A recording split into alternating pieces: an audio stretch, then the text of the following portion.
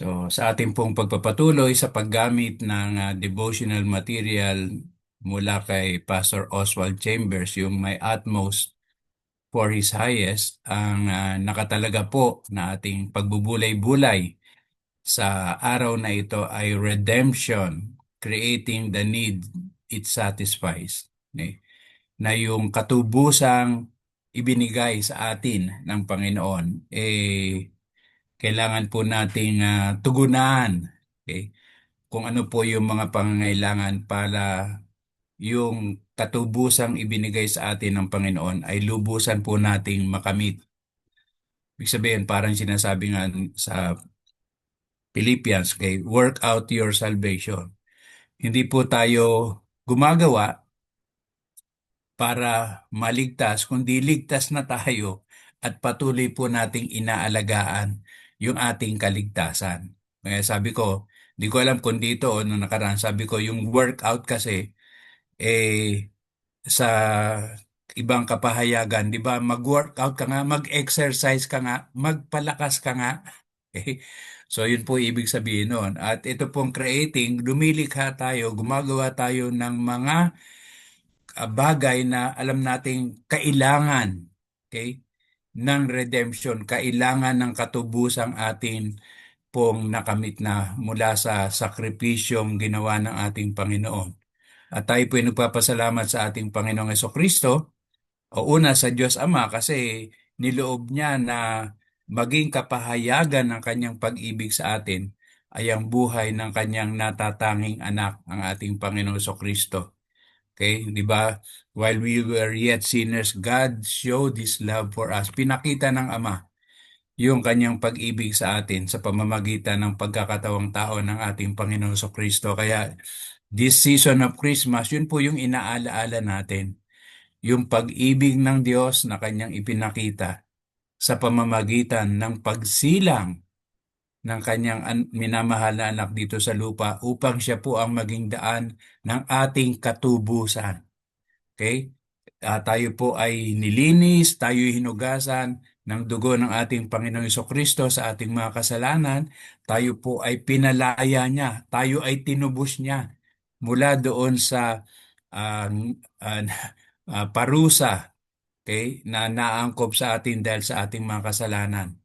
At ang kanyang kaloob sa atin ay pagtatagumpay sa ating buhay. Kaya ito po, yung tagumpay ng ating buhay ay nakasalig din naman doon sa mga bagay na ginagawa natin.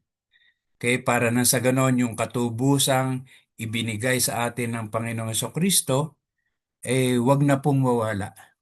Bagkos ma-enjoy natin sa rest of our lives until the Lord Jesus Christ returns. Kaya sabi ko nga Lord, ah, parang angkop sa season, di ba? Yung redemption. Kaya nga, ah, for unto us a child is born, di ba? A son is given. Upang sa ganon, tayo po ay tubusin sa ating pagkakalugmok sa kasalanan dahil sa naging bunga ng unang mga tao, at ito po ay ating nature eh. Kasi sabi nga, ano ba ang natural nating mga Pilipino? Okay, tayong mga Pilipino, meron tayong sariling kultura, meron tayong sariling uri ng pamumuhay, and yet tayo po ay sinakop ng napakaraming bansa. Okay? Dahil doon sa pagsakop nila, tila baga nawala yung pagiging natural nating Pilipino. Kaya nawala yung pagiging ano ba talaga yung original na pagkalikha sa atin ng Diyos bilang mga Pilipino. So, dahil dun sa pagkasakop sa atin ng iba't ibang bansa, yung kultura nila nakuha natin. Okay? So, ganun din po, tayo pong mga tao, nilikha tayo ng Diyos sa kanyang larawan, sa kanyang wangis. So, it means, yung image natin, dapat imahe ng Diyos. So, ibig sabihin, tayo dapat walang kasalanan, tayo dapat walang sakit karamdaman, tayo namumuhay bilang mga spiritual beings. Kaya lang, okay, pumasok ang kasalanan at dahil doon, yung image ng Diyos na kanyang ibinigay sa atin na wala. At doon po tayo tinutubos ng Panginoon. Okay? Doon sa imahe na yon na nawala, yun yung nire-restore ng ating Panginoong Diyos sa ating buhay. Na tayo po, bagamat tayo nandito sa mundo, we are in a natural body, but we are supernatural beings.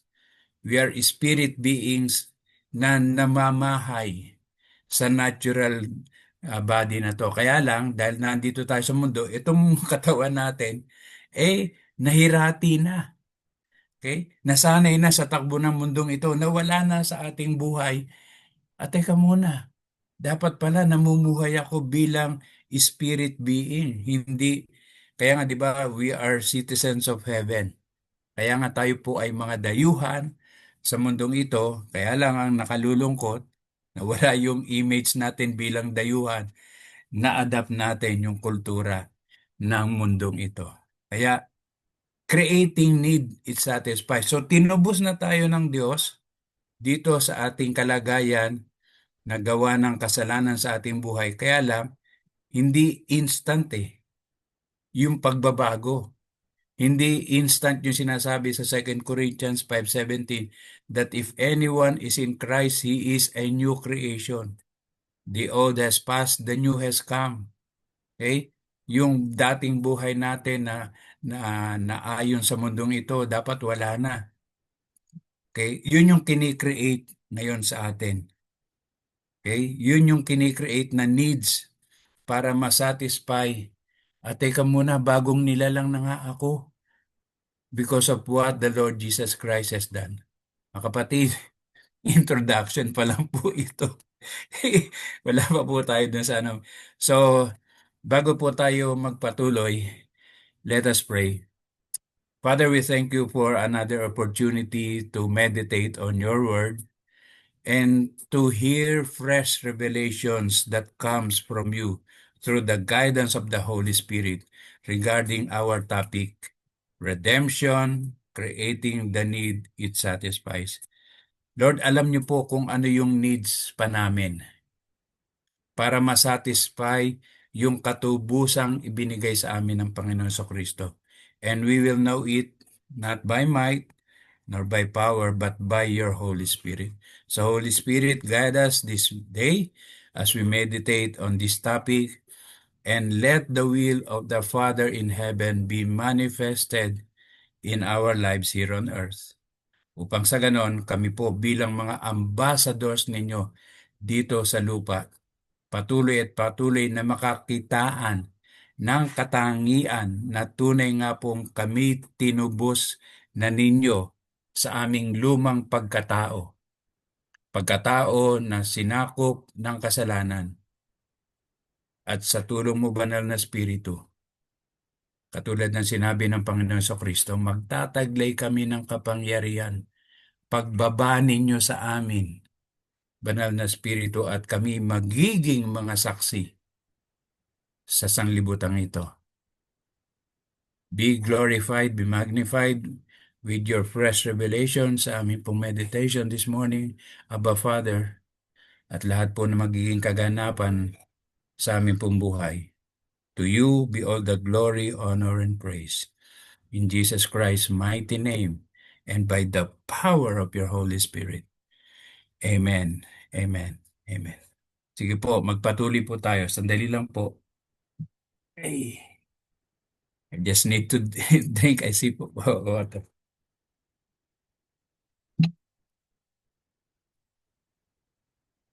Sige po, tingnan po natin ang devotional material from Pastor Oswald Chambers. Okay, yung ating pong key verse ay a part of 1 Corinthians 2:14. Sabi, the natural man does not receive the things of the Spirit of God, for they are foolishness to him. Ito po yung complete translation mula sa New King James Version. But the natural man does not receive the things of the Spirit of God, for they are foolishness to him, nor can he know them, because they are spiritually discerned. Na tunay nga po, Hindi natin matatanggap ng lubusan o kaya hindi natin mauunawaan ng lubusan ang mga bagay na kailangan pa natin sa ating buhay para lubusang makalaya na tayo sa ginawa ng kaaway sa ating buhay. Maliban kasama natin ang banal na spiritu. Kasi sabi nga sa huli, because they are spiritually discerned. Naalala ko yung sinulat ni Pablo sa Romans chapter 8, I think it's verse 26, na hindi daw tayo marunong manalangin kasi hindi nga natin alam kung ano yung tamang bagay na dapat nating ipanalangin. Na kung i-connect natin dito, mga kapatid, okay? Ano nga ba yung kailangan nating i-create pa sa ating buhay o dapat pang mangyari sa buhay natin para lubusan nating maunawaan na tinubos na tayo ng Diyos sa pamamagitan ng sakripisyo ng kanyang anak na si Jesus doon sa luma nating pagkatao. Okay? Kaya nga sabi, the natural man. So, ibig sabihin po mga kapatid, kung patuloy tayong mananatili sa buhay na ito na umaasa sa natural man, hindi umaasa do sa supernatural being na tayo ang totoo, ayon sa pagkalikha ng Diyos, hindi po natin maunawaan ang mga bagay na dapat pa po nating gawin, dapat pa po nating lakaran. Okay, so yun po. Kasi mapasok lang po sa isip ko and I do believe it's a move of the Holy Spirit. Yun pong nangyari sa akin when I suffered the heart attack. Okay, normal yung buhay ko, Monday hanggang meron pa po akong dalawang Zoom meeting at natapos ako mga bandang 11 p.m. Tapos then, meron po ako, pagdating po na 1 a.m., ako po ay biglang nakaramdam ng pabibigat dito sa dibdib ko. At alam niyo mga kapatid, nung naramdaman kayo, unang pumasok sa akin, bumaba ako sa kama, lumuhod ako at nag-warfare prayer kagad ako. Ang una kong lumabas sa mga bibig ko, in Jesus' name, I cancel the spirit of death. In Jesus' name, I cancel the spirit of death. So, yun po yung lumalabas sa bibig ko and I was suffering that heart attack. Unknowing, hindi ko po alam na heart attack na yun. Okay? So, after that, I called my sister, si Esther. Sabi ko, alam ko gising siya kasi kalalapag lang niya sa airport ng 1 a.m. So, when I called her, hindi siya nag-reply. Then afterwards, siya tumawag. Sabi ko, mag-pray tayo. Sabi ko, inaatake ako. So, after our prayer, may mga revelation si Lord kung anong dapat kong gawin, cancellation ng mga negative words na na-release sa akin, pagpapatawad sa mga taong hindi ko man alam na nasaktan ko, pero sila yung may sama ng loob sa akin. And after that, mga kapatid, I had a good sleep. Tapos pagdating ng before 5, nagising pa ako, naka-join ako doon sa 5 a.m. na daybreak. Then, nag-chat nga ako, sabi ko, please pray for me. Sabi ko, I'm feeling something sa aking dibdib. Then, nung earlier na ng morning, sabi ko nga, mami, pa-check up tayo. Kasi tapos may meeting pa po ako ng mga 11 a.m. noon. Kaya lang sabi nung isang dating DS dito, si Pastor Noel Cua, baka kilala ng ilan. Ay nako, sabi niya, Ate Jolly, emergency yan kay Kuya Paul. Sabi niya, sige, sunduin ko kayo. So doon po nung dinala ko sa hospital, doon ko lang nalaman na heart attack. Okay. So, tuloy-tuloy na po. So, and I praise God for a new season in my life na siguro may mga bagay pa nga pong kine-create sa buhay ko para sa kanyang kapurihan. Sorry po do sa additional. Okay, let's move on. Okay, yan. Sabi, the gospel of God creates the sense of need for the gospel. Ano po, alam natin yung gospel is good news. Okay? So may good news. So ang punto, kapag ka narinig natin ang magandang balita mula sa Diyos sa pamamagitan ng kanyang salita, ay nagpipreach, doon po nag-uumpisa yung pagkauhaw natin. na teka muna, meron palang dapat baguhin sa buhay ko. Dati ako'y namumuhay sa kasalanan dahil enjoy ako, pero dahil narinig ko ang salita ng Diyos, narinig natin ang magandang balita patungkol sa pag-ibig ng Diyos sa atin sa pamamagitan ng kanyang anak na merong na-develop na hunger, thirst sa buhay natin. Teka muna, meron pala akong dapat gawin. Meron pala akong dapat maranasan para yung magandang balita, maranasan ko. Kaya hindi po sapat yung narinig lang natin yung magandang balita, kundi there was something inside of us na steer yung ating spirit na kailangan may magbago. Kailangan magbago ang buhay ko. So yun yung sense of need. Okay? Kaya isinurrender natin yung buhay natin sa Panginoon sa Kristo eh. Kasi kung wala tayo, bagamat makarinig tayo ng magandang balita, pero kung wala tayong nadamang sense of need na kailangan iwanan ko na yung dati kong buhay, okay? Wala pong bisa ang magandang balita sa atin. Kaya sabi, is the gospel, ay, teka muna po may tumakip dito sa, yan. Is the gospel hidden to those who are servants already? No.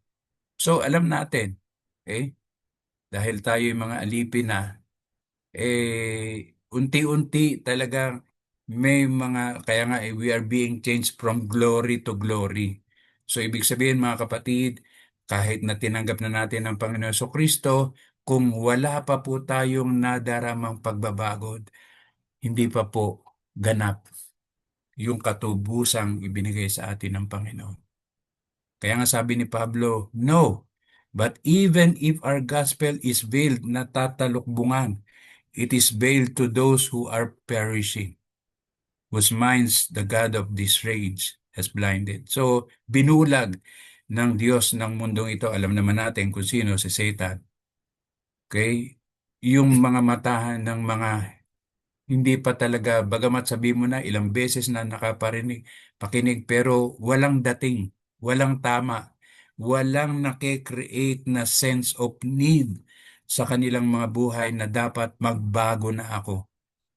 Okay? Kasi nga binulag ng Diyos ng mundong ito. At ang sabi pa, saan pa tayo? Yun. Teka muna. Hindi po. Ayan, tama po baka. Hindi. The majority of people think of themselves as being completely moral and have no sense of need for the gospel. So, yung iba, sinasabi, bakit wala naman akong ginagawang kasalanan? O kaya, maayos naman ang buhay ko. Mga kapatid, wala po silang nadarama na sense of need. Hindi ko kailangan ng Diyos, hindi ko kailangan yung magandang balita. Sabi, it is God who creates this sense of need in a human being. So ano ibig sabihin mga kapatid? Kumikilos ang Diyos sa pamamagitan ng kanyang espiritu. Kinakausap yung espiritu natin. Hindi yung natural na tayo ang kinakausap ng Diyos. Ang kinakausap niya, spirit. Kasi spirit siya. Kaya kung yung natural life, natural being natin ang kakusap, hindi natin maintindihan. Kaya spirit to spirit. Okay? Kaya nga, okay? So, wala tayong tatanggap na sense of need na teka muna. Okay? Hindi ko pa kailangan ng Diyos. Okay? Kaya lang dumarating yung time, ang Diyos na mismo ang gumagawa ng kapamaraanan para makita natin yung need natin sa Kanya. Okay? Kaya nga sabi ng Panginoon sa Kristo, humingi kayo at kayo'y bibigyan. Ask. Okay? Kaya nga we ask the Lord, Lord, pumasok ka na sa buhay ko. Lord, tinatanggap kita. Come into my life. I surrender my life to you. So, only then na talagang magkakaroon tayo ng sense of need. Ang mahirap, kung nung sinabi natin, Panginoong Hesus, tinatanggap kita, galing lang sa nguso, hindi sa puso. Okay? Kaya maraming Kristiyano, sabi, tinanggap ko na si Jesus Christ, and yet, yung evidence o yung sense of need na kailangan magbago na ako, hindi pa nila lubusang nadarama. Okay? Hindi pa nila lubusang nadarama. Kaya nga marami pa pong bagay na dapat maranasan ng isang Kristiyano. Thank you, Holy Spirit. Pumasok lang po sa isip ko. John chapter 3 verse 3. Unless a man is born again, he cannot see the kingdom of God. Okay? So marami nakapakinig ng mga magandang balita, pero yung word na they cannot see the kingdom, para bang hindi pa nila lubusang nauunawaan, nakikita kung ano yung magandang plano ng Diyos sa kanila. Pero ang maganda yung verse 5. Unless a man is born of water and the Spirit, he cannot enter the kingdom of God. So, ang sense of need natin, mga kapatid, are we satisfied just to see the kingdom of God? Or do we need to do something? Yung sense of need natin, teka muna, ang ganda ng kaharian ng Diyos. Paano kaya ako papasok? Dapat yun na yung nade-develop na sense of need sa atin. Na naunawaan na natin, ito pala ang kaharian ng Diyos, ito pala ang ibinibigay ng Diyos sa akin. Pero ang kailangan ko makapasok. Di ba? Kaya ang sabi, unless a man is born of water and the Spirit, he cannot enter the kingdom of God. Kaya nga sabi ko, mga kapatid, sa aking mga preaching, sabi ko, huwag niyong baliwalain ang need ng Holy Spirit. If Jesus Christ needed the Holy Spirit for Him to minister, mas lalo tayo. Kaya nga sinabi niya yung Acts 1:80, okay? You will receive power when the Holy Spirit comes upon you and you will be my witnesses. Yung witnesses na yun, ibig sabihin, yung sense of need natin para makapasok sa kaharian ng Diyos, para ma-enjoy kung ano yung ini-store ng Diyos sa atin inside His kingdom. Okay? Not by merely looking at the kingdom. Okay? Kaya nga yung born again, mga kapatid, is just a stepping stone for a person to enter. Kaya dapat ma-develop sa kanya yung sense of need. Born again na ako, nakikita ko na yung kaharian ng Diyos. Alam ko na yung kaharian. Yung sense of need na, teka muna, gusto ko makapasok. Gusto ko ma-enjoy kung ano yung meron sa loob. Di ba? Maraming mga tao, pag na-advertise, oy, Disneyland, oy, ang ganda ng Disneyland, napapanood ko na. Pero di ba nade-develop yung sense, sana dumating yung time, makapasok ako dyan. Para ako mismo malibot ko yung buong Disneyland. The same thing is true with us. Dapat yun yung ma-develop. Nababasa natin sa Bible, ganito pala ang kaharian ng Diyos sa pamamagitan ng mga parables ng Panginoon Kristo. And yet, para bang okay na, ganun pala, ganun pala. Hindi ba nade-develop sa atin yung sense, sana maranasan ko yun. Sana ma-enjoy ko rin yun. Okay? Sana kung ano man meron sa loob ng kaharian ng Diyos, maranasan ko. Kaya nga mga kapatid, ang plano ng Diyos kung bakit napunta dito si Jesus, hindi para dalhin tayo sa langit, kundi para dalhin ang langit sa buhay natin. Kaya nga yung kanyang prayer, di ba? Your kingdom come.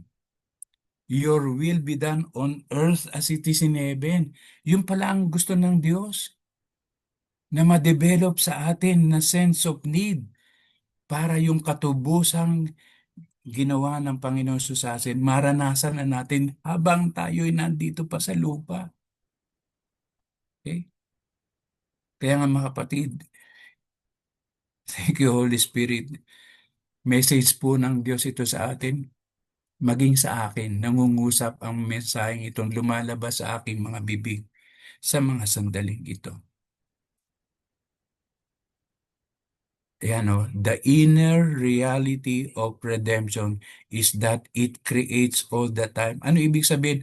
Araw-araw, oras-oras, nakikreate yung need natin na kailangan maranasan ko kung yung dahilan kung bakit ako tinubos ng Panginoong Hesus.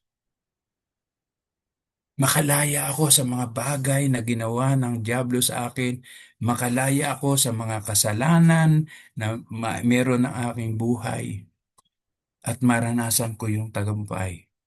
Dahil yung paghahari ng Diyos, nararanasan ko na habang ako'y nandito pa sa lupa. And I can enter and enjoy whatever there is inside the kingdom of God. Mga kapatid, sa akin ngayon pa lang, na-stir up na yung sense of need na yun. Lord, paranas mo sa akin yun, Lord. Okay? Kaya ako laging bagin ko kay Lord. Sabi ko, Lord, no more angioplasty sa right side. Kasi ang in-angioplasty pa lang po sa akin left side. Because 90% probability of another heart attack, meron daw po ako dahil dun sa left side ko, yung blockade. May natira pa, 70% na lang daw. Sabi, within 6 months. At yun yung sense of need ko. Lord, di ba pinagaling mo na ako? Lord, wala nang blockade. Wala nang angioplasty. Okay? So kasi ang next check-up ko po after 6 months to look at the condition of my heart again. So mga kapatid, kaya yung redemption, yung nagkikreate siya araw-araw ng sense of need para sa atin. Lord, gusto ko yun. Lord, gusto ko yun. Lord, gusto ko yun. Di ba? Gano'n naman yung nagkikrave ng need sa atin. Pag may nakita, ay Lord, gusto ko yun. Sana. Kaya sabi, sana all. Okay? So thank God for this message. Hallelujah. Holy Spirit. Thank you. And as redemption creates the life of God in us. Yun, kinikreate pa rin ng Diyos upang tayo'y maging kawangis na ng Panginoong Hesukristo. Kasi mga anak niya tayo eh. Sabi, it also creates the things which belong to that life. Diba? So, kung ang Panginoong Hesukristo nagpapagaling, di magpapagaling din tayo. Okay? So, yun yung kinikreate ng redemption na yun. Na hindi lang, ay ligtas na ako, baka na ako sa langit. Hindi. Hindi po natatapos ang pagkilos ng Diyos sa buhay natin dahil na born again tayo. Hindi. May kinikreate pa rin si Lord sa atin para tayo'y makapasok sa kaharian ng Diyos. Let me tell you this story. Thank you, Holy Spirit, nilagay sa akin. Yung sa Acts chapter 3, nung naglalakad si Peter tsaka si John doon sa Gate Beautiful, nakita nila yung lumpo. Diba? So, silver and gold, wala kami. Pero kung ano yung meron kami, ano yun? Ibig sabihin, na-create na sa kanila yung sense of need na mag-manifest si Jesus Christ sa buhay nila. Kaya nga, in the name of Jesus Christ, rise up and walk. So ano ibig sabihin? Yung sense of need na maranasan natin na sa buhay natin, natutupad yung mga pangako ng Diyos. Ano ba sabi ng Panginoon Kristo? Mark chapter 15.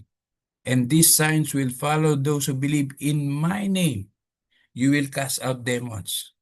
You will speak in new tongues. Diba? Tapos you will lay hands on the sick and they will get well. Hindi ba mga kapatid, napakaganda na nangyayari na yun sa buhay natin? Kasi ano sinasabi dito?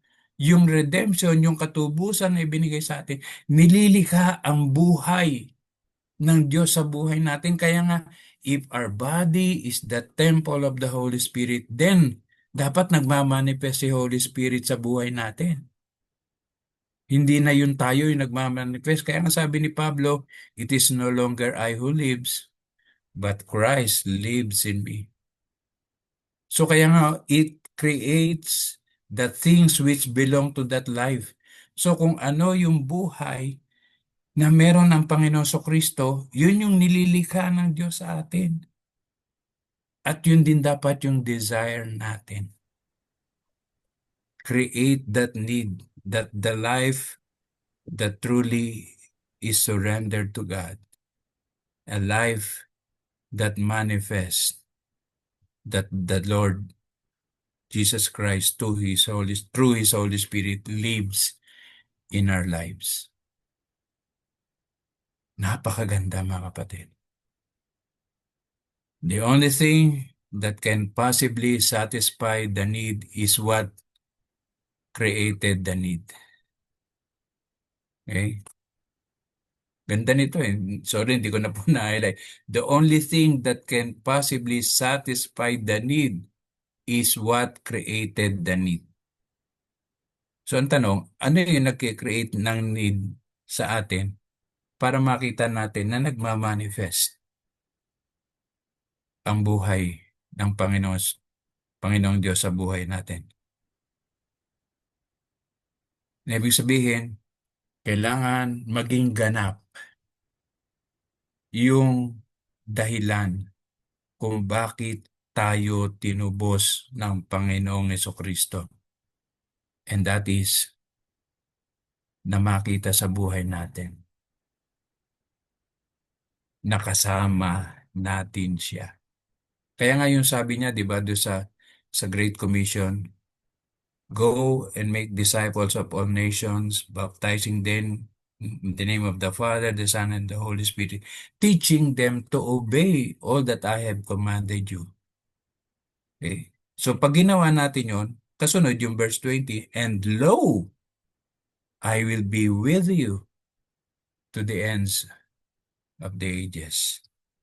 Yung last verse, I think it is the last verse, do sa account according to Mark chapter 15, verse 20 ata yun, na, and the Lord, nakalimutan ko, parang sinamahan sila ng Panginoong Diyos sa pangangaral nila sa pamamagitan ng signs and wonders, sa pamamagitan ng mga himala.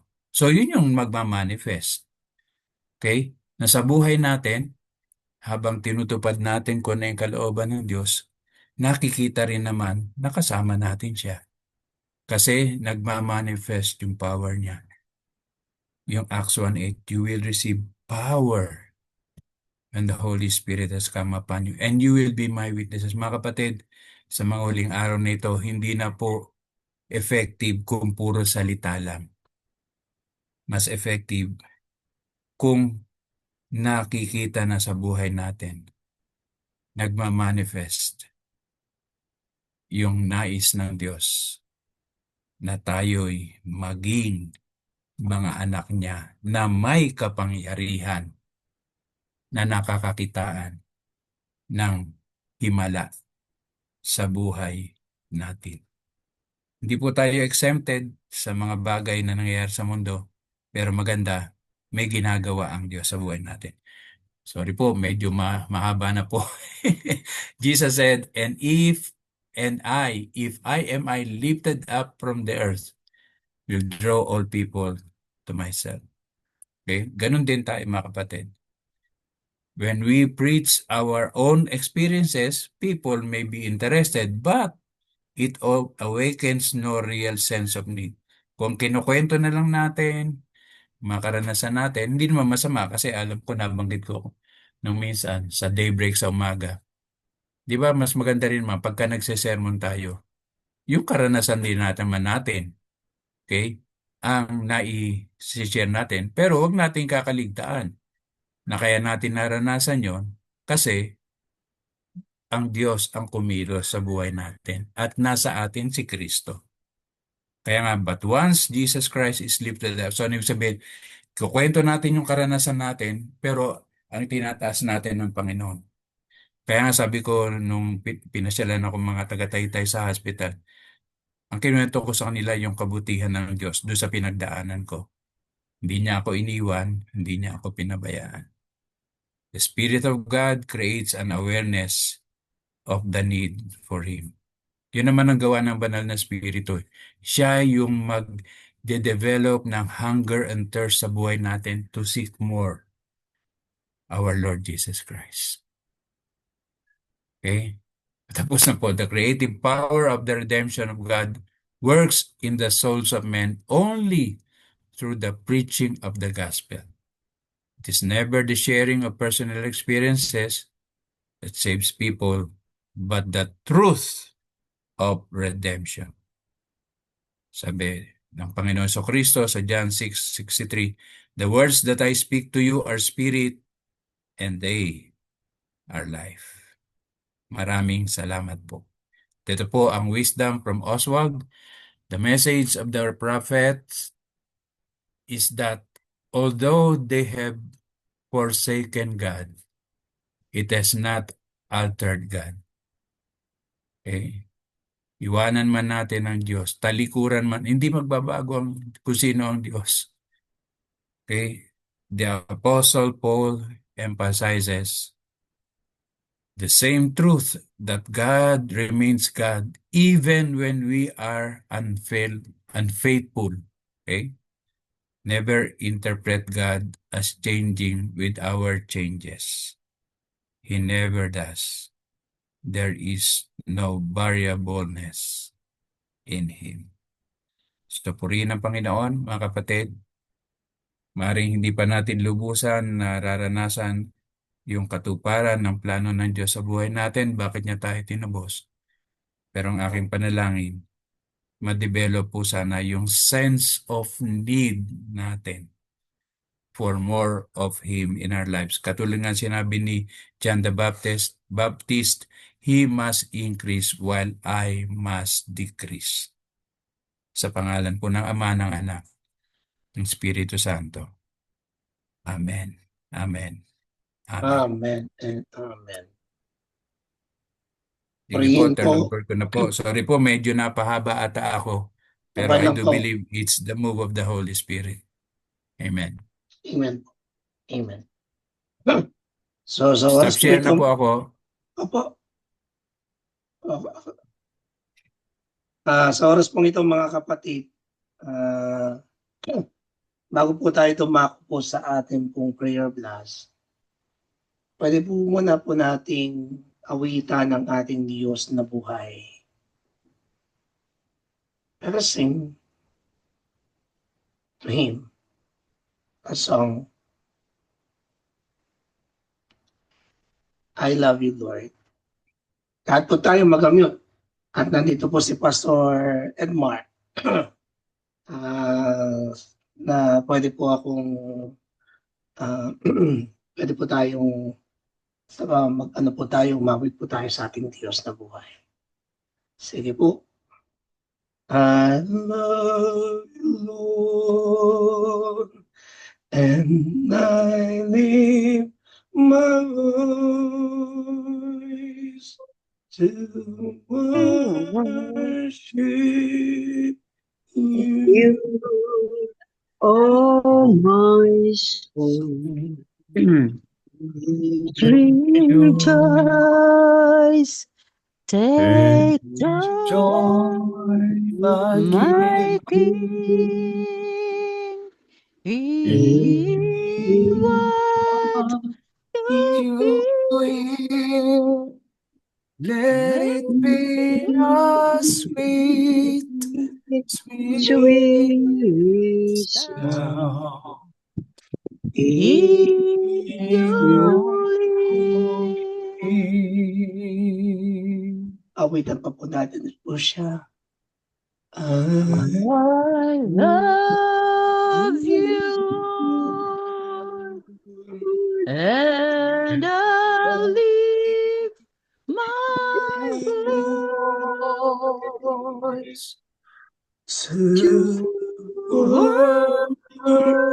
worship you, oh my soul.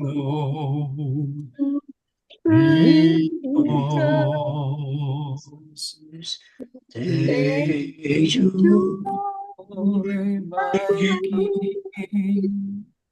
Let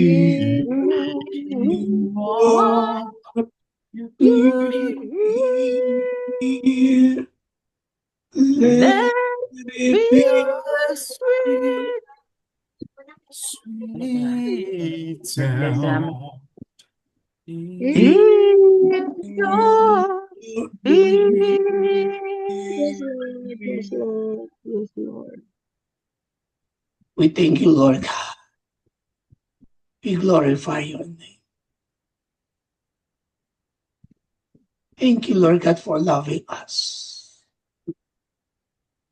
Thank you, Lord God, for teaching us in this moment. Hallelujah. Praise you, Lord God. We praise you. And as we continue, Lord God,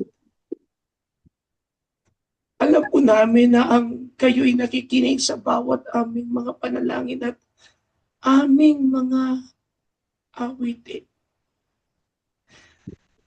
Salamat, O Diyos, sa pagbukas ng inyong turuangan ng iyong kalangitan. At ang iyong banal na presensya ay tunay na Panginoon na pinupuno kami ng inyong pagmamahal at ninulukob kami nito. Sa oras na ito, O Diyos, aming inaalay at aming pinapanalangin ang bawat mga petisyong sa panalangin ng sa mga business sector, sa mga may karamdaman, sa bawat nasyon, at sa iyong iglesia. Mga kapatid, pwede ko pong mahilingan si Nanay Conchita ng ipanalangin ang mga business sector, si Pastor Jeneline sa mga may karamdaman, si Pastor Edmar sa nation at the government, si Kuya Virgil sa iglesia. Kay Ate Finette, pakipanalangin po si Pastor Paul. Ngayon na po, sunod-sunod na po tayo. Nanay Conchita sa business sector, si Pastor Jeneline sa mga may karamdaman, si Pastor Edmar sa nation and the government, Kuya Bridges sa church, sa bawat denominasyon, at sa body of Christ, at si Ate Finette, kay Pastor Paul mismo. Sige po, tayo po kayong simulan.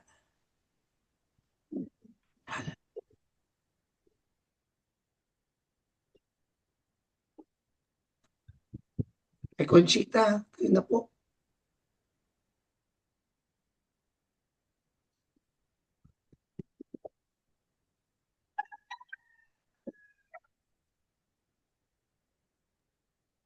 Nanay Conchita, ayun. Thank you, Lord.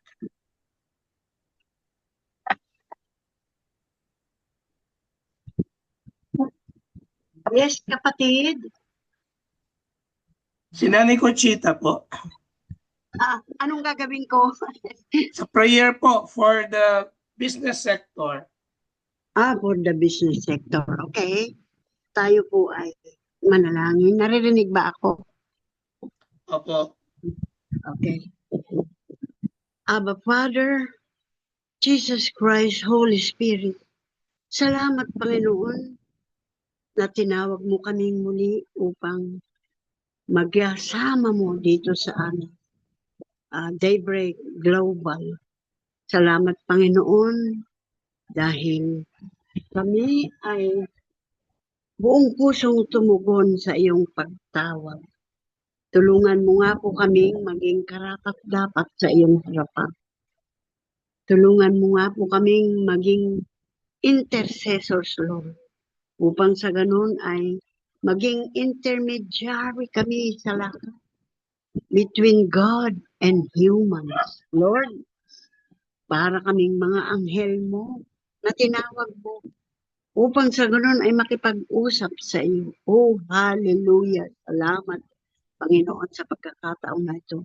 Dinudulog namin ang aming mga kapatiran, ang mga anak mo na pinili mo na mag-engage sa business. Panginoon, ito ay isang paraan upang matulungan namin ang bawat isa na maging tagapagbalita ng iyong salita. Marapat na ang Panginoon na those who are engaged in business would be ambassadors of goodwill, showing love, showing due process in treating all those mga parokyano nila na sila ay maging honest enough in treating their employees, also honest enough in giving services to their clients. Lord, let it be that these ambassadors of goodwill would always remember in their heart the teachings that you told us, that let us be honest, let us not steal from our clients, let us not indulge into different dishonesty.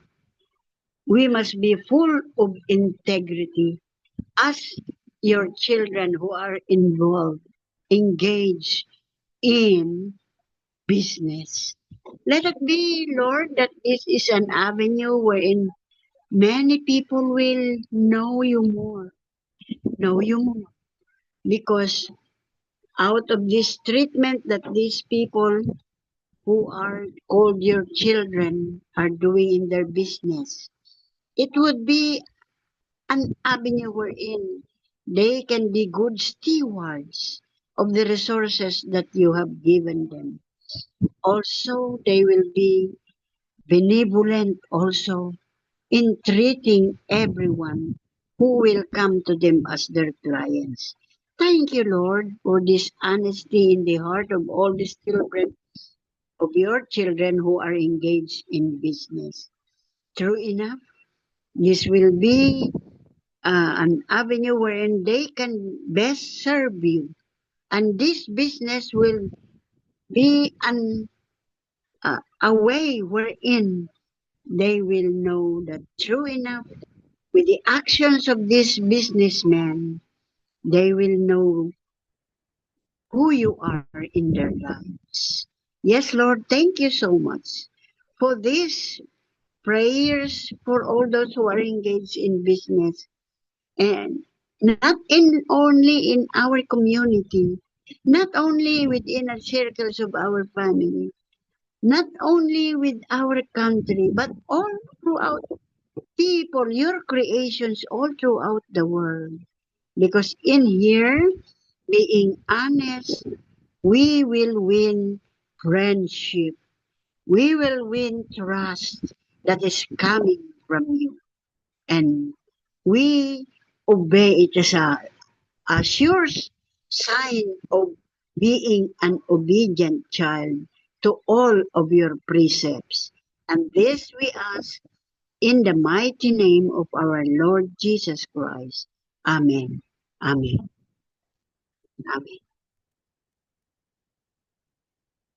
Amen. Hallelujah, Lord Jesus. Hallelujah, Lord God. Hallelujah. Once again, Father God, as we humble down before your presence, Lord Jesus. Hallelujah, Lord God. We lift up to you, Father God, every brethren that are here, oh God, in the list, oh God, of this daybreak, Father. You know, Lord Jesus, their lives, oh Lord God, from the beginning and the plan that you have for them. Even, Father God, in Psalms chapter 41, verse 3, that the Lord nurses them when they are sick and restores them to health, oh Lord God. You are, Lord God, the healer, Father, the best doctor. And even, Father God, you said, oh God, in Isaiah, but he was wounded. You are wounded for our transgressions, and he was bruised for our iniquities. The chastisement for our peace was upon him, and by his stripes we are healed. So we declare right now, Father, the healing power, the healing touch, Lord God, because I know the devil, oh God, is liar from the beginning, and he is defeated fool. Lord Jesus, I speak right now, Holy God. Hallelujah. The promise that you have that no one can harm your people. Walang pwedeng manakit sa mga anak mo, sa mga pinili mo. Kaya sa oras na ito, Lord Jesus, sa bawat isang nandito, kahit Lord sa buhay, Lord Jesus, ni Brother Haji, Lord Jesus, sa buhay, Lord, ng bawat isang nandito na may mga cancer, kahit ni Sister Conchita, Father, yung sa kidney problem niya, Lord God, hindi po kami naniwala sa lahat ng kanilang nararamdaman sa pangalan ni Jesus dahil kayo ang Diyos ang nagsasabi kahit po, O Diyos, hallelujah, Lord, sa buhay, Lord God, ni Mami Olive, O God, ni Pastor Nicao, Father, at sa iba pang nandito, Father God, at I can't all mention all their names, O God, but we declare, O Lord God, right now as what Pastor Paul, Lord God, naging testimony ngayon pa lang, Panginoon. Ama, naway mangyari din po ito sa kanila. You lead them, Lord God, lead them, Father. Maaaring may mga bagay pa, mga blockage sa puso ng mga may sakit na ito. Dahil Yes, amang banal, Jesus, according sa testimony ni Brother Paul, Lord God, humingi po siya ng kapatawaran kahit sa mga baka may nasaktan po siya or whatsoever. At doon naramdaman niya, naranasan niya, oh God, ang kakaibang, Lord God, kondisyon ng kanyang katawan. Kaya Lord, sa mga naratay, sa mga sakit at karamdaman, pinangakuan mo, Ama, pinangakuan mo, nang sabi mo sa 1 Peter 2:24, that you himself bore our sins in his body on the tree, that we might die to sin and live to righteousness. And by your wounds, by his wounds, you have been healed. So we declare the healing touch, the healing power sa mga naririto ngayon, sa mga may karamdaman. Araw-araw po itong tinataas sa inyo, amang banal na makapangyarihan. At alam ko, O Diyos, sa bawat panalangin ng mga matutuwid ay may ginagawa kang himala. May ginagawa ka kahit ako may nakaranas, Lord God, ng mga karamdaman. Ngunit, Lord Jesus, dahil, Lord, sa iyong sinabi, sa iyong pinangako, sa pinangako mong binitiwan na ito'y pinangawakan namin, Panginoon, at hindi po kami, Lord God, hallelujah, hallelujah, Lord Jesus, nagpapadala sa nararamdaman, bagkos ang, Lord God, ang nakikita namin ay yung pangakong binitiwan at ito'y aming kino-confess, Lord, at nilalakaran. Kaya sa araw na ito, marami po sa kanila ang gagaling. Marami po sa kanila ang magpatotoo. Marami po sa kanilang magbibigay ng thanksgiving. Praise report na pinagaling mo na sila. At kahit pa sa iba pang mga kasama namin, Panginoon. Heaven for Kaya, Father God. Right now, I speak, Lord God, your healing power, your healing touch, mentally, Lord God, emotionally, marami ngayong na-depress, maraming na-stress dahil sa mga sitwasyon ng buhay sa panahon namin, but we speak healing. We speak right now. Hallelujah, as what you have said also in word, that you drove out the spirits with a word and healed all the sick. This was to fulfill what was spoken through the prophet Isaiah. Hallelujah, you took all our infirmities and bore our disease. Thank you, Holy God. As Heaven Father God in Exodus chapter 15:26, kung nagiging tapat lang, hallelujah, sa pagsunod sa lahat ng iyong ipinag-utos, disin sana'y gagaling at alam ko, ang mga taong ito na nasa listahan na ito ay tapat. Gagaling sila. Gagaling sila. May ginagawa ka. Lord, we declare right now in Jesus' name, hindi lamang po emotional, mental, hindi lamang po physical na kagalingan, maging sa spiritual na kagalingan. Ang nasa listahin, nakikita mo, minarkahan mo ito sa tamang oras, sa tamang panahon, tatanggap sila at maririnig namin ang kanilang mga praise report.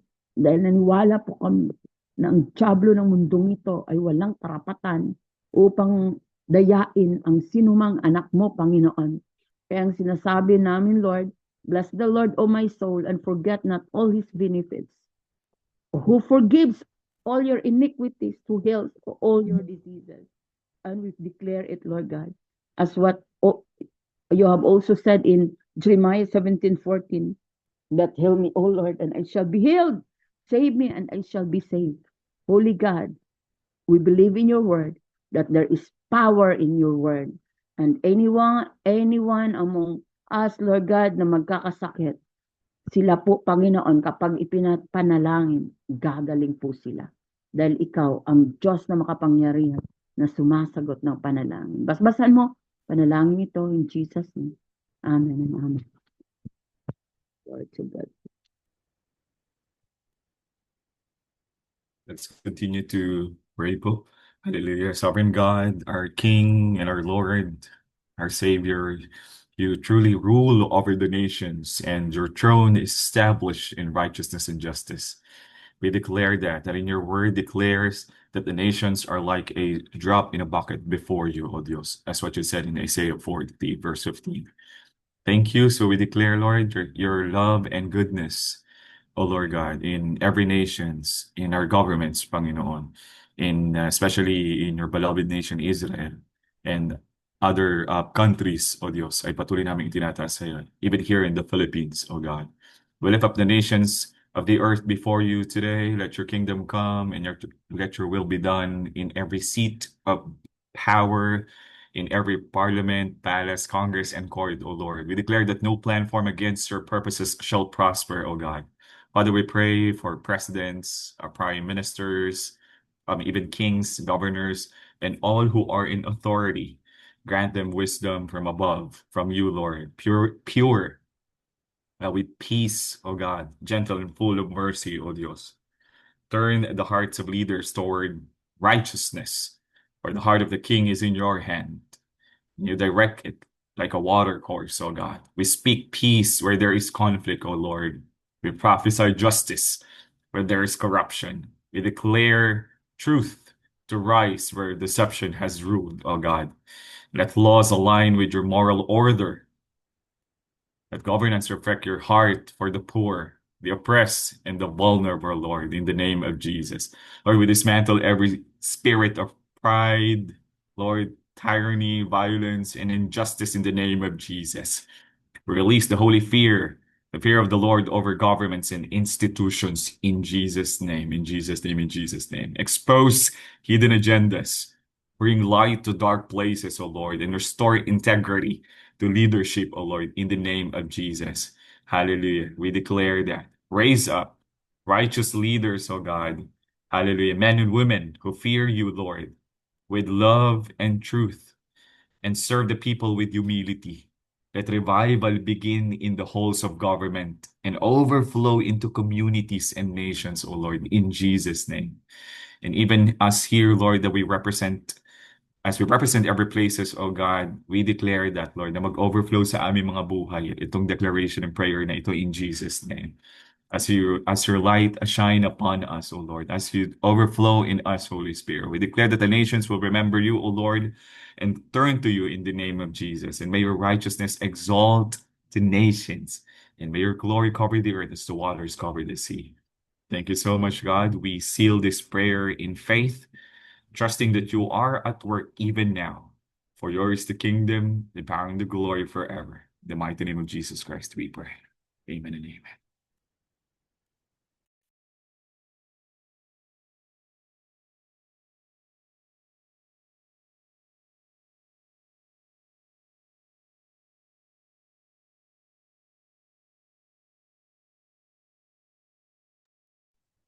Kuya Virgil.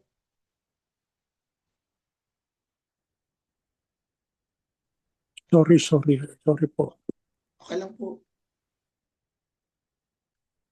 Our most gracious Heavenly Father, our Father God, our Lord Jesus Christ of Nazareth, and Holy Spirit, Our triumph God, with humble hearts and minds, we come before your throne of grace and mercy to praise and worship you this wonderful moment, this wonderful day, thanking you for all the wonderful things and grateful for your presence in our lives, O Lord.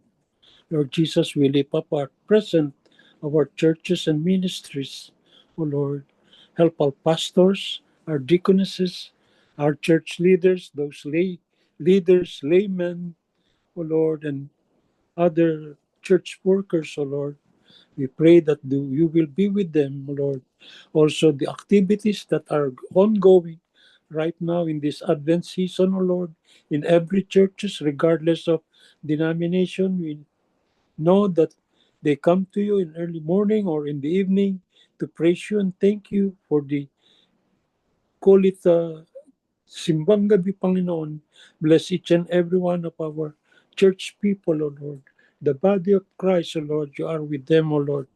Right now, we are praying also for those ministers and pastors who were assigned in a mission, O Lord, were assigned in remote areas, that you will comfort them, you will give them strength, and you will give them all the needed help that they need so that they will be able to spread your gospel, O Lord Jesus. Protect them always, O Lord. And also we pray for our ministers and pastors in other countries, like in India, O Lord, what they are doing to Christian ministers. They are being massacred. Also in Africa, likewise, being done this horrible act against your faith, O Lord Jesus. Lord Jesus, please protect each and every one of them, O Lord, that they may be able to spread your gospel, O Lord Jesus.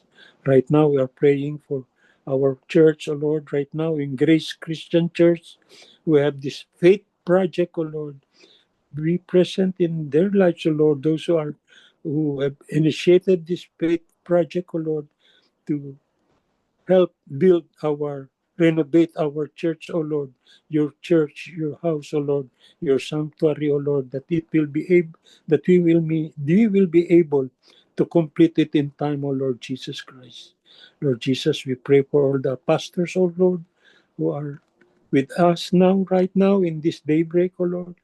I pray for Pastor Paul. Thank you for his life. I pray for Pastor Rory. I thank also for his Lord that you have healed them, both of them. You have touched them, that they were able to continue the work that they are tasked to do. There's also Pastor Edmar, oh Lord, Pastor Jenny Lynn, Sister Conchita, Sister Finette, and whoever that I forgot, oh Lord, bless each and every one of us, oh Lord Jesus. We are your servant. We are your church people serving you, oh Lord, every day, that we may be able to commune with you, to talk with you, that we will be able to live our life as you have commanded us to be. Lord Jesus, we pray this in the mighty name of your name, our Savior and Redeemer, Jesus Christ. Amen. Amen. Amen and amen. Amen.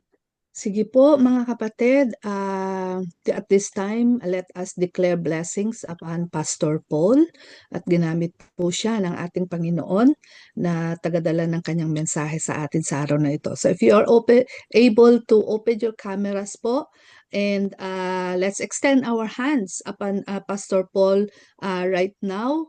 Kahit po nasa virtual space tayo, we know God is always present. He is an omnipresent God. So this blessing will transcend distance, because our God is a God of distance as well. So sige po, let us pray. Hallelujah. Hallelujah. Hallelujah. Father God, We you are thank you, our Lord, Almighty Father. for the Maraming blessings you salamat, continue to Panginoon pour Lord, sa into the buhay ng life of aming our Pastor Bless Paul. you. beloved We can pastor. Give see, him strength. Panginoon Give him Lord, We at know you nakikita know talaga namin ng and aming mga give mata, him strength. Panginoon fulfill nyo, Lord, his love yung for us. goodness nyo, yung To Yung faithfulness, continue and yung unstinted power nyo, serving you, Lord Panginoon, sa God. kanyang service buhay. that he has Indeed, he is been a living showing testimony, you. Panginoon Lord, of what And you can do, how Lord, sa dedicated he buhay ng is. inyong anak. How Lalo higit, committed he Panginoon Lord, ang is inyong mga the anak na patuloy, O propagation God, of na your nagtatapat kingdom. at naglilingkod Lord, sa inyo, please, Panginoon, at bless him itinalaga, Panginoon, with ang his kanilang household. buhay, Panginoon, sa All inyo through pong and through, that they will iglesia at always sa celebrate pagpapalaganap ng you inyong mga salita in so their that more lives people will come to because know of you, O God, you. and to bring glory to you, O Continuously God. So Lord, serve patuloy niyo you. pong The best pagpalain of him is ang the works of good. His hands, Thank you, Panginoon Lord, Lord. that I-anoint there niyo is pa mas been, lalo, Panginoon, you double have portion given of him anointing, O the God, ang courage dinideclare in namin you sa buhay ni Pastor Paul. so that Yes, we believe as well, you O God, would be na exalted meron ka at pang all plano, times. Panginoon, para And sa we buhay pray, niya. Lord, Meron that ka pang with gustong your ipagawa blessings, kay Pastor he will Paul. And by continue your serving power, O you Holy Spirit, through and through. He And will this is my continue, Lord, to prayer discern that. in the He will mighty name continue of to our Lord discover Jesus that, and you will Christ. continue to Amen. reveal to him, Amen. Panginoon, Lord, Amen. yung marami pang plano nyo, magagandang plano nyo para sa kanyang buhay, Panginoon, sa ministry na pinagkatiwala nyo sa kanya, sa kanyang kabuuan ng kanyang sambahayan at ng kanyang pamilya at sa iglesia, Panginoon Lord, kung saan nyo po siya inilagay. And so Lord, we lift Pastor Paul up to you. Salamat Lord sa kanyang willingness and always a generous heart, Panginoon, to give his time, to give his strength, yung i-share, Panginoon, yung kanya pong wisdom and yung kanya pong relationship sa inyo, Panginoon. Lahat po, Panginoon, ng ginawa niyo sa kanyang buhay, Panginoon, at gagawin pa. So Lord, maraming salamat. As I also say yes and amen and agree with the prayers that was said before sa previous prayers, Lord, para kay Pastor Paul for his health and for complete healing in Jesus' name. Amen. Salamat, Amen. O God. Amen Okay. and amen. Amen. Amen. Thank you so much, everyone. Amen. Thank you God po, bless us Pastor all. Paul, Amen. kayo na po sa benediction at sa close Thanksgiving prayer. Mga kapatid, pwede ba akong humiling? Yes po. Because tomorrow, I was tasked to speak as messenger of God in our simbang umaga at 5 o'clock in the morning. Mm. Okay po, It Nay. is a 30 minutes ride going to the place of worship. So please pray for me also. Apa. Thank you. Thank you. Pastor Paul, paki-include na po si Nanay Conchita. Sige po. Salamat po. Let's pray. Father, we continue to glorify, magnify, worship, and thank you for another fresh day for each and every one of us. Lord, salamat sa mensahe. Lord, it's a revelation kung ano nga po talaga yung dapat pa naming hangarin sa aming buhay. A sense of need, Father God, for your perfect will in our lives. Lord, alam namin habang kami nandito sa mundong ito, hindi ka po tapos pa. Hindi pa po kayo tapos sa amin. Meron at meron pa po kayong gagawin sa aming mga buhay upang sa Yes, ganon, Lord. matupad po namin ang inyong kalooban para sa bawat isa sa amin. Upang sa ganon, pagharap namin, marinig namin, well done, my good and faithful servant. So Father, we continue to acknowledge our need for your Holy Spirit in our lives. Na sa aming buhay, kung wala kayo, wala po kaming magagawa. It's all Yes, about Lord. you. It's never about us. It's all about you. Sapagkat ang buhay namin galing sa inyo at kayo rin ng Diyos na nagsabing kayo lamang ang nakababatid ng inyong mga plano para sa amin. Sabi rin nga po na yung salita, Many are the plans in a man's heart, but it is God's purpose which will prevail.